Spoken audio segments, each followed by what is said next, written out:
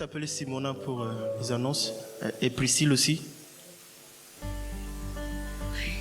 Merci Seigneur. Donc voilà, il y a les annonces habituelles. Donc tous les dimanches, célébration ici. Les mardis soirs, célébration aussi de la prière, enfin, soirée de prière. Alors pour les soirées de prière, vous savez que pour le moment, on est tous les mardis soirs ici. N'hésitez pas à vous inscrire auprès des responsables de groupes de prière pour vous inscrire dans les différents groupes de maison. Et dès que les listes vont être remplies, bon, on pourra démarrer les réunions les mardis soirs, un mardi soir sur deux, du coup, dans les maisons. Voilà, donc n'hésitez pas à aller vers les responsables.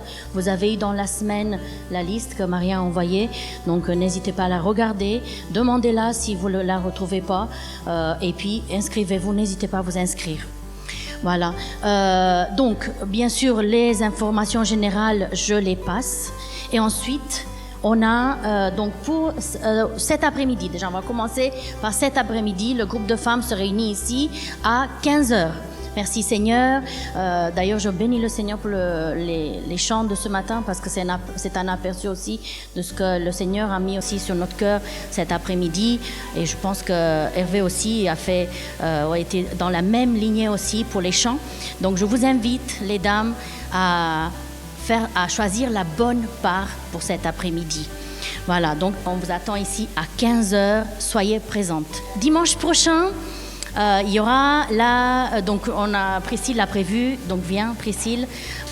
Oui, donc c'est pas le samedi mais bien le dimanche. Du coup, c'est les enfants de l'Écodim et des ados, en fait, donc à partir de 6 ans jusqu'à 17 ans. On fait une après-midi juste après le culte. On prévoit justement que les enfants restent.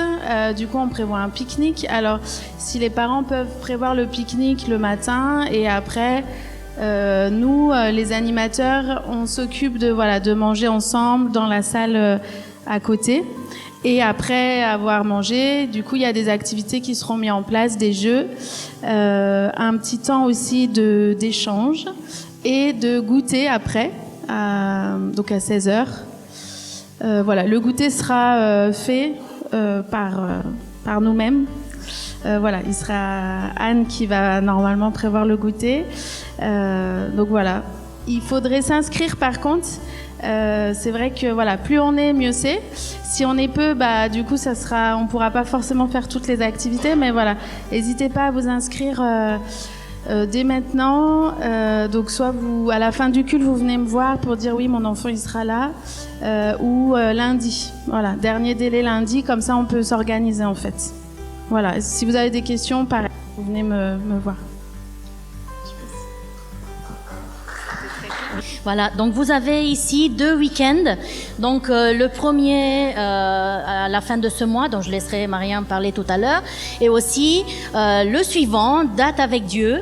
Ça concerne les célibataires. Donc dans l'église, ce n'est pas encore trop tard pour vous inscrire. Donc si vous voulez vous inscrire pour ce week-end du 12 au 13 avril, donc n'hésitez pas à venir me voir et on vous donnera tous les détails. Je vous enverrai aussi le lien.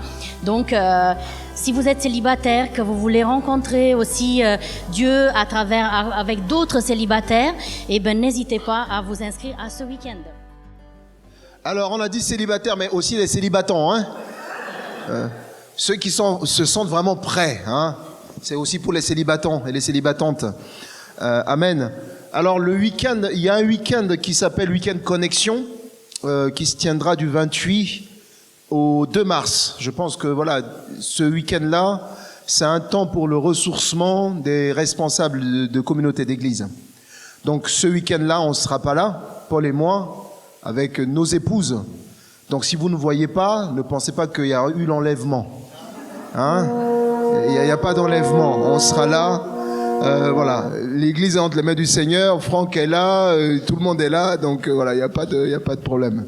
Donc on ne sera pas là du 28 au 2 mars pour ce temps-là, pour vraiment se ressourcer aussi, pour aussi chercher la face de Dieu ensemble avec d'autres frères et sœurs, voilà, d'autres communautés. Je terminais juste pour le baptême. Vous avez vu l'annonce de baptême? Il y a déjà des candidats. Il y a 9 personnes qui ont demandé le baptême. Donc, s'il y a encore des candidats et des candidates, la liste est encore ouverte.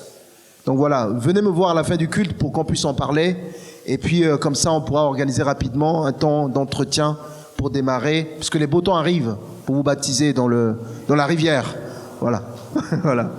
Amen. Nous allons juste accueillir Franck qui va nous apporter la parole ce matin.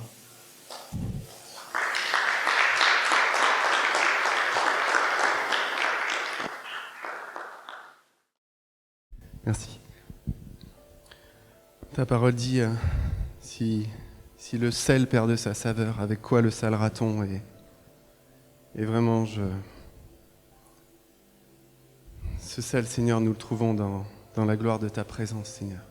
Ce sel, c'est toi, c'est qui tu es, c'est dans ta présence, Seigneur, que nous trouvons notre saveur. Et je te prie vraiment, Seigneur, de faire grandir en chacun de nous l'intimité avec toi, de rechercher ta face, comme Rémi avait pu le partager aussi ces dernières semaines.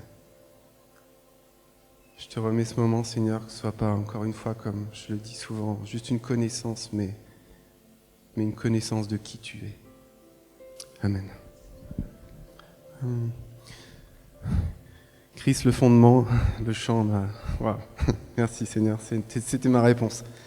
Je vais vous parler aujourd'hui de fondement et d'intimité, parce que j'avais été un peu frustré la dernière fois quand je vous avais parlé des disciples, et je vous avais dit qu'il y avait un lien dans l'hébreu, et j'étais là, j'ai pas le temps de le dire, et cette fois-ci j'ai le temps. Comme les personnes qui regardent une maison peuvent s'émerveiller, par exemple, parce qu'ils vont dire « Ah, cette maison, elle est belle. Cette maison, elle est bien construite, elle a de beaux volets. J'aime bien son style, j'aime bien ses couleurs, j'aime bien ses fenêtres. » On peut s'émerveiller devant des choses qu'on voit comme ça. Mais c'est pas souvent qu'on s'émerveille devant le fondement de la maison. On dit pas « Oh là là, quel beau fondement !» Parce qu'en fait, juste les fondements, on les voit pas. Les fondements, on les voit pas. Et nous, comme des maisons, comme des temples pour le Seigneur, peut-être des gens qui s'émerveillent et qui disent « Oh là là, un tel, mais comment il est? Mais comment il fait? Et comment c'est possible ?» Le fond, mais en fait, c'est juste parce qu'il repose sur Christ. C'est parce que c'est pas ses capacités, c'est parce que c'est Christ. C'est Christ qui le remplit. C'est Christ qui rayonne, qui vit en lui et qui manifeste qui il est au travers de lui. Nous sommes juste des vases, c'est tout ce que nous sommes, juste des vases. Et celui qui remplit le vase, celui qui capacite, c'est le Seigneur, par son Saint-Esprit. Et bon, je ne l'ai pas marqué, je ne l'ai pas dit, mais il y a 15 jours, vraiment, le Seigneur montrait aussi que dans le grec, capacité, la capacité est complètement en lien avec le fait de réajuster le niveau. Le Saint-Esprit réajuste le niveau. Ouais, je suis parti sur autre chose un peu, mais c'est pas grave. La dernière fois, donc, je vous ai parlé du disciple et je vous ai dit cette phrase. C'est dans l'intimité avec le Maître que le disciple est établi comme posé solidement sur le fondement du Maître. Les disciples vivaient chacun de leurs jours auprès de leur Maître. Ils étaient intimes avec leur Maître. Ce que nous comprenons facilement et qui est très important, c'est que le niveau de proximité, le niveau d'intimité fait croître en fait le niveau de connaissance. Plus je suis intime avec quelqu'un, plus je vais avoir un niveau de connaissance de sa personne qui va être important. Plus le disciple est intime avec le Maître, plus le niveau de connaissance du Maître va être important. Alors ça, c'est simple plus simple en tout cas avec les hommes, je trouve. Avec le Seigneur, avec notre Seigneur Jésus-Christ de Nazareth, je suis là, comment te connaître ? Et je vais juste faire une parenthèse. Est-ce que je me dis des fois, est-ce que je te connais, Seigneur? Est-ce que je peux dire ça? Tout simplement parce que tu es éternel. Déjà, l'éternité, quand je réfléchis à ce que c'est, j'ai du mal. Alors comment je peux dire que je connais celui qui est éternel? Comment je peux dire celui qui a fondé les cieux et la terre, qui a fondé l'univers, qui en connaît tous les mystères et qui, devant toutes choses, sont soumises? Comment je peux dire je te connais? Je me sens tout petit, mais vraiment petit. Comment je peux dire que je connais celui qui est sans limite? Et cette pensée me venait, je me disais, mais Seigneur, on est un peu comme des scientifiques qui regardent l'univers, qui se disent, oh, comme c'est beau, j'ai trouvé quelque chose. Comme c'est beau, c'est magnifique. J'ai vu avec, je sais pas, mon télescope quelque chose à des années-lumière. C'est magnifique, quelle grandeur. Mais un jour après, il va voir encore plus loin quelque chose, encore plus merveilleux. Et le jour d'après, peut-être encore plus. Et il se dira, mais en fait, cet univers n'a pas de limite. Comment je peux dire que je connais cet univers? Il n'a pas de limite. Et comment pouvons-nous dire que nous connaissons celui qui a créé l'univers et qui est plus grand même que cet univers-là? Alors juste, c'est ce que je partageais dans la prière avec Paul et Marion. Soyons connus de lui. Soyons connus de lui. Donc je vais vous montrer maintenant, après cette petite parenthèse, dans l'hébreu, le lien qu'il y a donc entre le fondement et l'intimité. Pour cela, on va regarder un mot qui n'est pas n'importe lequel, puisque c'est le mot qui est utilisé dans le livre d'Esdras, au chapitre 3, lorsqu'il est question de poser le fondement du temple de l'Éternel. Donc cela nous concerne, puisque nous sommes aussi des temples pour son Saint-Esprit. Donc si tu... incroyable. Ah mais, super. Merci pour la diapo. Donc regardons le mot, donc qui signifie entre autres poser donc le fondement, donc yassad signifie poser le fondement, vous savez lire, hein, fonder, fixer, établir, assembler fermement. Et ce mot, il a donné le mot sod. Donc le sod, ils sont liés. Donc le sod a pour racine yassad. Donc le sod, c'est quoi? Le sod, c'est l'assemblée, c'est la réunion familière, le cercle d'amis, le conseil secret et l'intimité avec Dieu.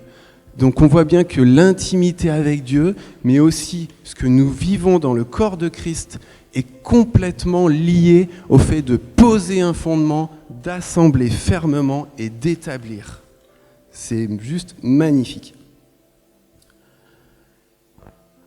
Le sod nous parle d'intimité, et je dirais même de plusieurs niveaux d'intimité.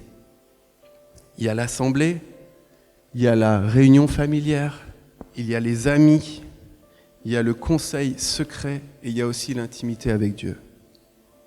Et c'est juste magnifique de comprendre que pour fixer solidement le fondement des temples que nous sommes en Christ, il faut que nous vivions le sod. Vivre le sod nous positionne fermement sur Christ, sur sa parole. Le sod nous parle d'une connaissance qui se partage dans l'intimité, dans la confidence, en assemblée, en famille. Le sod, c'est aussi une connaissance que l'on acquiert dans l'intimité avec Dieu, avec le Maître, comme le vivaient ses disciples. Je pense que c'est comme quand Jésus-Christ parlait en parabole à la foule et que dans l'intimité, il se retirait avec ses disciples pour leur donner l'interprétation et le sens profond de sa parole. Le mot sod, nous le retrouvons également lorsque le Seigneur parle aux prophètes. Dans Amos 3, au verset 7, il est écrit « Car le Seigneur, l'Éternel, ne fait rien sans avoir révélé son secret. » Donc le secret, c'est le sod, à ses serviteurs, les prophètes. Le prophète exprime alors au peuple ce qu'il a reçu dans le secret et qui sera souvent des paroles pour ramener le peuple dans l'intimité avec Dieu parce qu'il s'était éloigné de lui. Je pense que ce qu'il faut comprendre aussi par le SOD est que lorsque l'Assemblée se réunit, lorsque les échanges entre les membres grandissent, lorsque la confiance grandit jusqu'à atteindre un certain niveau d'intimité, c'est comme si l'Assemblée travaillait vraiment pour poser Christ comme fondement pour sa stabilité. En fait, là, l'Assemblée vit le SOD dans l'intimité. Elle se construit par le Saint-Esprit. La confession je voulais vous dire aussi une chose, c'est que l'intimité grandissante dans l'Assemblée va faire par exemple que nous allons vivre la confession des péchés. La confession des péchés n'est pas toujours simple à vivre le dimanche matin. Et pourtant, c'est tellement important pour que les personnes soient fondées sur Christ. La confession des péchés permet de poser Christ comme fondement dans leur cœur. La confession, c'est la mise en lumière de quelque chose qui était gardé dans le secret, caché, comme un fondement qui avait pris la place de Christ. Et en exposant ce péché à la lumière, le fondement qu'avait posé l'ennemi va être ébranlé, va être arraché. Il n'aura plus les droits et va laisser place à la lumière de Christ. Le fondement au niveau du cœur, de l'âme, est alors construit dans l'intimité de la confession. La confession des péchés n'est pas quelque chose de facile, et je dirais même que c'est comme une mort à soi-même. Elle se vit souvent dans la proximité avec des frères et sœurs en qui on a confiance. Souvent, c'est pas une chose qu'on avait prévu de faire. En tout cas, pour ma part, c'est comme ça que le Seigneur a procédé. Mais il y a comme le Saint-Esprit, il y a pas comme, il y a, parce que c'est pas possible par nos propres forces. Il y a le Saint-Esprit qui va presser le cœur de l'homme pour qu'il parle, qui va l'encourager et qui va, je dirais, prévoir toutes les circonstances pour que la personne puisse parler.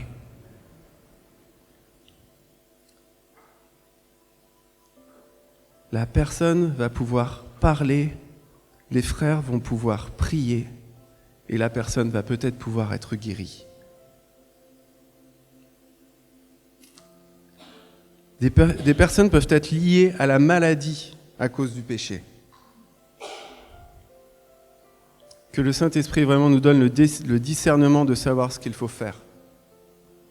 Jacques, chapitre 5, au verset 16, nous dit « Confessez vos péchés les uns aux autres et priez les uns pour les autres afin que vous soyez guéris. » Donc il y a confession et il y a prière qui marchent main dans la main pour la guérison. Vraiment, je rends grâce à Dieu vraiment de pouvoir donner ce message aussi par rapport au temps que nous vivons en assemblée, parce que je suis convaincu que la mise en place des groupes de vie va permettre vraiment ces temps-là, va permettre des libérations, va permettre des guérisons, va permettre vraiment des temps d'intimité, des temps donc de construction, vraiment de fondement pour des frères et sœurs. Prendre un temps d'intimité avec l'autre à la maison pour parler.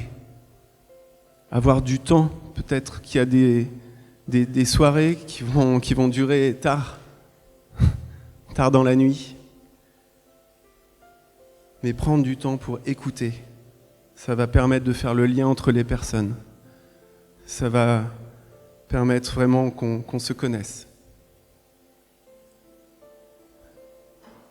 Ça va permettre de travailler pour que les personnes aient vraiment Christ fondé dans leur cœur. Il y a différents niveaux de connaissance avec les autres et il y a différents niveaux d'intimité. Comme il est écrit, il y a des temps entre amis, il y a des temps en famille, il y a des temps juste avec les enfants, il y a des temps avec les parents, Il y a des temps juste avec son époux, son épouse. Mais le niveau le plus intime qui soit, c'est celui du mari et de la femme. Parce qu'il est le niveau de celui de Christ et de l'Église. Éphésiens 5, verset 31, c'est pourquoi l'homme quittera son père et sa mère pour s'attacher à sa femme, et les deux ne seront plus qu'une seule chair. Il y a là un grand mystère. Je parle de ce que je viens de dire au sujet de Christ et de l'Église, nous enseigne la parole. Plus on est intime avec le Maître, plus nous allons nous approcher dans la profondeur de la connaissance de qui il est. Tout simplement parce que des jeunes mariés n'ont pas le même niveau de connaissance l'un de l'autre qu'un couple qui a déjà, 30, 40, 50 ans de mariage. Il y a un niveau de connaissance de l'autre qui progresse dans le temps et dans les expériences qui sont partagées. Par le mariage, par cette alliance, il y a un rapprochement qui s'opère pour former une unité. Lorsqu'un homme et une femme se marient, les deux deviennent un. S'il y a des gens ici qui sont mariés, vous savez que la personne la plus importante sur la terre, ce n'est pas votre frère, votre sœur, ce n'est pas votre cousin, ce ne sont pas vos parents, ni même vos enfants. C'est votre femme et votre mari. Parce qu'il en est de même de Christ et de l'Église. Lorsque je cherchais le mot en rapport avec l'intimité, le Seigneur m'a montré un mot très important parce qu'il permet d'avancer vraiment dans la compréhension de ce que Jésus-Christ a accompli à la croix pour celle qu'il aime. Ce mot en rapport avec l'intimité, c'est karav en hébreu. Mais pas tout de suite, on va le voir après. Hein.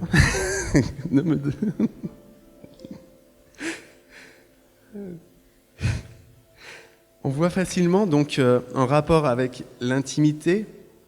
Donc ce mot en fait, qu'est-ce qu'il veut dire? Ce mot karav. Il veut dire approcher, rapprocher. Donc rapport avec l'intimité, ça va. Être amené près d'eux, faire venir près d'eux, ok. Et il signifie aussi autre chose, et là j'ai fait, mais Seigneur, ta parole est magnifique. Ce mot-là, qui signifie approcher, rapprocher, il signifie aussi apporter et présenter. Là, vous allez me dire, mais ok, ouais, mais pas n'importe quoi. Apporter et présenter, on le retrouve beaucoup dans Lévitique. Lorsqu'il est écrit, il offrira, par exemple, donc il karave, un mâle sans défaut. Donc il y a un lien. Ce mot-là, karave, nous fait comprendre que le rapprochement se fait par le sacrifice. Magnifique. Faire venir près d'eux, rapprocher signifie aussi présenter un sacrifice. Christ s'est offert à la croix pour que nous soyons rapprochés de lui et même rassembler toutes choses avec lui-même dans l'unité. Par l'alliance qui a été faite à la croix, nous avons été rapprochés. Il a rendu à nouveau possible l'intimité avec lui, que nous soyons posés sur son fondement. Nous pouvons être appelés son peuple, selon Éphésiens 2 au verset 13, mais maintenant, en Jésus-Christ, vous qui étiez jadis éloignés, vous avez été rapprochés par le sang de Christ. Le principe de l'alliance, c'est de rapprocher dans une unité, comme le mariage. Et comme je l'avais déjà partagé une fois, et que le Seigneur me l'avait révélé, vraiment, ça a été comme pour moi une révélation, chaque mariage sur cette terre. Pourquoi le Seigneur a prévu que l'homme et la femme se marient? Parce que chaque mariage doit annoncer qu'un jour, il y aura l'agneau et son épouse qui s'uniront dans une perfection qu'on ne peut même pas imaginer. Si tu peux mettre la diapo, s'il te plaît. Merci. Alors on ne va pas voir tous les mots en rapport avec Karav, mais la racine de plusieurs, et j'en ai choisi 3. Donc le premier mot, c'est Kerav.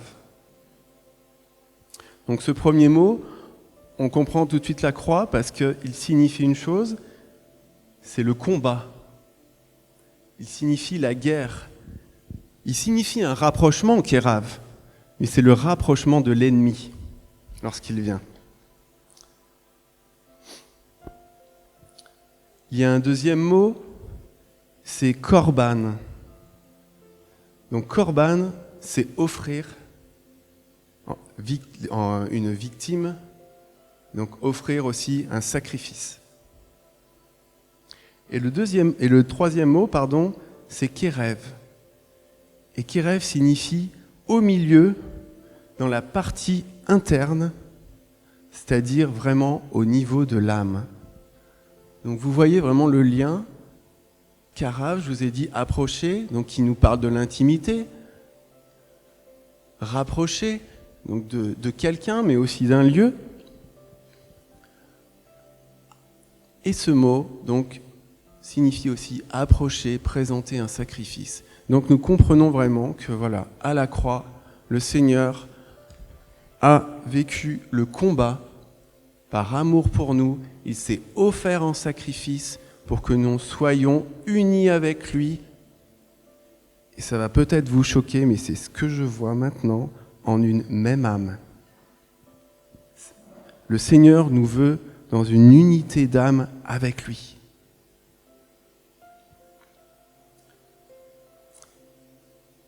Je pense qu'il n'y a pas de plus fort attachement que celui qui se fait par le sang. Parce que l'âme est dans le sang. Donc l'âme avec le sang, donc l'alliance, par le sang va unir les âmes, puisque l'âme est dans le sang. L'alliance avec le sang unit les âmes. Christ a versé son sang à la croix pour que nous soyons restaurés avec lui dans une unité d'âme. Et qu'a-t-il fait par la suite pour marquer cette âme? On dit souvent, on parle du Saint-Esprit, on l'invite à venir dans nos cœurs, mais le cœur de l'homme, qu'est-ce que c'est? La partie interne de l'homme, le centre de l'homme, c'est l'âme. Le Saint-Esprit, lorsque le Seigneur marque la personne qui a fait alliance avec lui par son sceau, il le marque dans son âme, il met son esprit dans son âme, dans la partie la plus intime de l'homme, en son centre. L'âme de l'homme se retrouve alors unie à Christ par le Saint-Esprit. L'homme se retrouve alors positionné sur le fondement d'éternité, car il est en unité avec celui qui est éternel. Et pour finir, je dirais juste encore une fois ceci, qui est un résumé de ce que je viens de vous partager. Le sacrifice rapproche. Le principe de l'alliance, c'est de rapprocher et d'unir. Christ à la croix, par son sacrifice, a payé le prix pour que l'humanité ait accès au plus profond niveau d'intimité avec lui-même. Ce niveau, c'est celui de l'époux et de l'épouse, c'est-à-dire jusqu'au niveau de l'unité de l'âme, de l'alliance par le sang. Que le Seigneur vraiment nous fasse grandir dans cette intimité avec lui. Amen. Merci Seigneur. Je te rends grâce. Je te rends grâce vraiment Seigneur. Voilà. Merci. Merci vraiment pour ta parole. Merci pour les profondeurs de ta parole. Mais Seigneur, lorsque nous regardons ta parole, Seigneur, c'est comme si nous te regardions aussi. Des fois, on n'a pas envie, en tout cas pour ma part, des fois, j'ai pas envie d'ouvrir ma Bible, j'ai pas envie de travailler, j'ai pas envie de chercher. Mais bien souvent, Seigneur, lorsque je dirais, j'ai comme une partie de moi qui meurt pour faire ta volonté, pour chercher ta face. Alors bien souvent, je suis là, Jessie, regarde comme c'est beau. Regarde le lien qu'il y a entre tel et tel mot.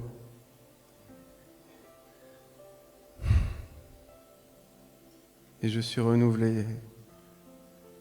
Je pensais, Seigneur, prendre du temps pour autre chose. Je pensais que cette autre chose était important. Allait m'apporter quelque chose. Et finalement, je me rends compte que c'est en cherchant ta face, Seigneur, qu'on est renouvelé. C'est en cherchant ta face, vraiment, que d'un coup, on a le cœur qui se met à battre et qui se met à avoir envie de vivre, qui se met à avoir un désir, Seigneur, que rien ne peut nous procurer sur cette terre. Désir de chercher cette intimité avec toi, ce désir de vivre cette intimité et qui nous remplit. Et c'est tellement bon. C'est tellement bon, Seigneur. Alors merci vraiment pour qui tu es, merci pour ce grand Dieu. Merci de nous avoir accordé la grâce immense, Seigneur, d'avoir ouvert nos yeux pour que nous puissions te rencontrer et vivre cela. Je te prie vraiment, Seigneur, pour que cette assemblée soit fondée vraiment parce qu'elle vit l'intimité avec toi, soit solidement et repose solidement sur qui tu es, que cette assemblée puisse le témoigner vraiment, Seigneur, témoigner de toutes les bonnes choses que tu as faites pour elle et de toutes les bonnes choses que tu désires pour l'humanité tout entière. Tu es mort à la croix, Seigneur. Tu es mort à la croix. Que nous soyons rapprochés pour que toute l'humanité soit rapprochée de toi et vive dans cette unité avec toi. Je ne vais pas redire le message, Seigneur, mais je te prie que ces paroles, vraiment, nous les vivions. Amen.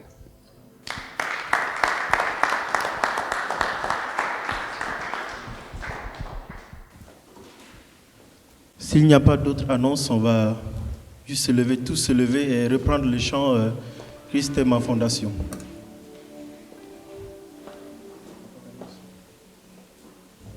Voilà, il n'y a pas d'annonce, donc voilà, je vous invite vraiment à prendre ce chant-là comme une prière en vous, et n'hésitez pas à élever les voix pour prier pour être fondé, pour que Christ vienne, oui, mettre sa fondation dans votre vie. Amen.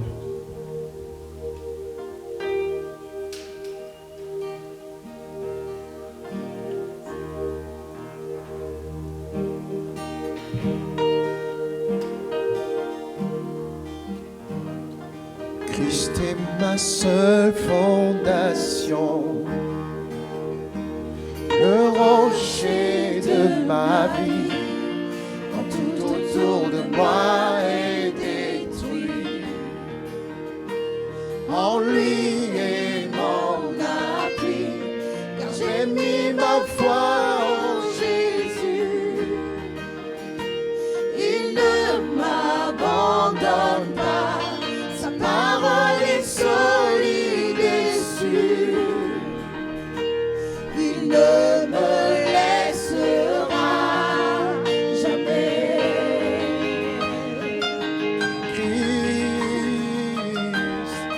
Christ est ma seule fondation, le rocher de ma vie, quand tout autour de moi est détruit. En lui est mon appui, car j'ai mis ma foi en Jésus. Il ne m'abandonne pas, sa parole est solide et sûre. Il ne me laissera jamais. Fondation, le rocher de ma vie, quand tout autour de moi est détruit. En lui est mon appui, je bâtis ma foi en Jésus.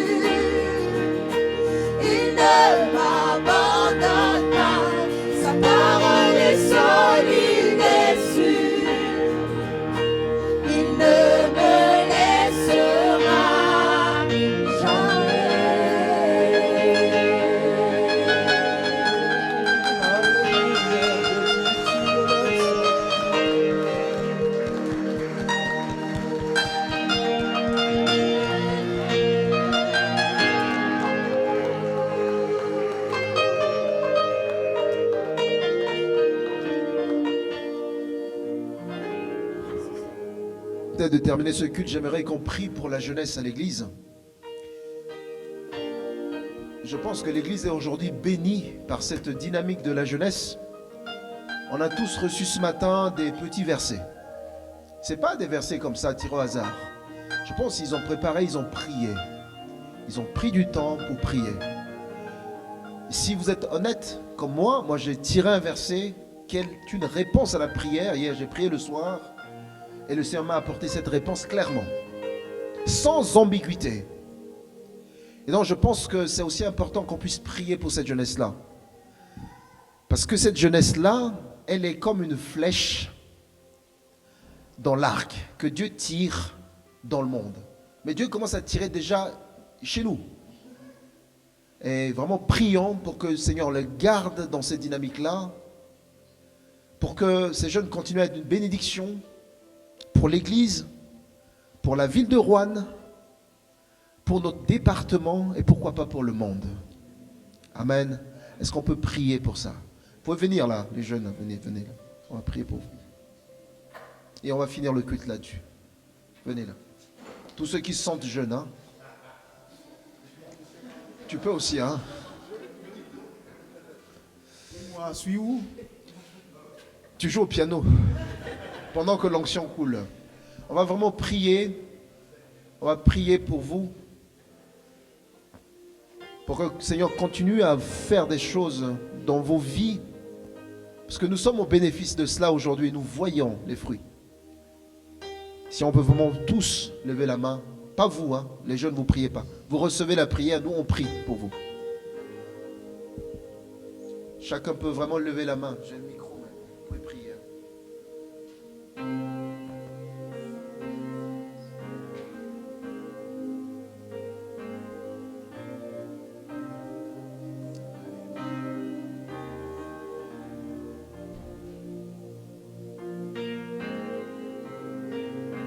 Seigneur, je veux prier pour nos jeunes frères et nos jeunes sœurs ici. Merci Seigneur parce que tu as pris le temps de pouvoir les construire. Tu as pris le temps de pouvoir les rassembler. Seigneur, dans cette maison ici. Merci Seigneur pour leur vie. Merci pour ce qu'ils vivent. Malgré les difficultés, Seigneur, tu vois leur zèle pour toi. Malgré, Seigneur, les difficultés, Seigneur Jésus, dans leur vie quotidienne, tu vois le feu, Seigneur, qu'ils ont pour toi. Et nous voulons tous ce matin prier pour eux. Seigneur, que tu continues à les utiliser puissamment. Puissamment, Seigneur, pour l'Église, puissamment pour cette ville, puissamment, Seigneur, pour notre département, pour ce pays de France et pour le monde entier. Père, je prie qu'ils soient comme des flèches dans ton arc que tu vas tirer, Père. Je veux prier, Seigneur Jésus-Christ, que nous ne soyons pas, nous, des freins pour eux. Seigneur, je prie que nous ne soyons pas des freins pour eux, parce qu'ils sont entre tes mains. Mais donne-nous la sagesse de les accompagner, Seigneur, selon le plan que tu as prévu pour eux. Merci, Seigneur Jésus-Christ, pour ces versets partagés ce matin. Merci pour le projet de lecture biblique, Seigneur, que tu as inspiré à Ephraïm, qui est en train, Seigneur, de bénir l'Église, de bénir les jeunes. Seigneur, je prie pour d'autres jeunes qui sont sur les campus, à l'université, qui ont besoin d'être touchés.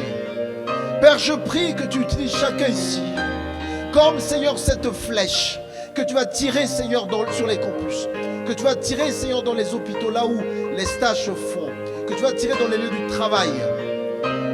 Manifeste-toi, Seigneur. Nous voulons voir ta main, Seigneur, agir encore. Nous les bénissons en ton nom, Seigneur.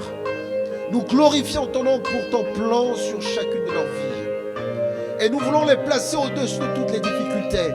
Parce que celui qui est en eux est plus fort que leurs difficultés. Seigneur, que tu les bénisses. Que tu combles, Seigneur, leurs besoins.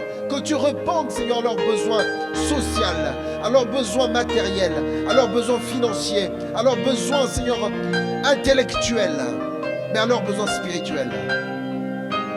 Agis maintenant, Seigneur. Tu vois le programme qu'ils ont pour cette année. Je prie, Seigneur Jésus, qu'à travers cette jeunesse, Seigneur, qui a une centaine de jeunes qui vont se lever dans cette ville de Rouen parce qu'ils ont entendu parler de toi. Seigneur, utilise ces jeunes comme des Gédéons, utilise ces jeunes comme des Joseph, utilise ces jeunes comme des Jephthé dans cette ville, au nom de Jésus. Seigneur, que la famille de chaque jeune ici représenté soit déjà au bénéfice de ce que tu fais avec eux. Touche leur famille. S'il y a des gens de leur famille qui ne te connaissent pas, parce qu'ils te servent, Père, je prie que tu les touches, qu'il y ait des conversions dans leur famille. Aussi, au nom de Jésus, que toute la gloire, que tout l'honneur te revienne, Père. Agis maintenant. Libère sur eux, Seigneur, ta puissance. Libère sur eux, Seigneur, ce recouvrement de puissance. Afin que lorsqu'ils prient pour les gens soient guéris. Alors que, Seigneur, ils parlent de ta part. Remplis-les, Seigneur, de tes dons, de tes charismes. Pour la gloire de ton nom, Seigneur. Souffle sur eux maintenant. Au nom de Jésus. Amen.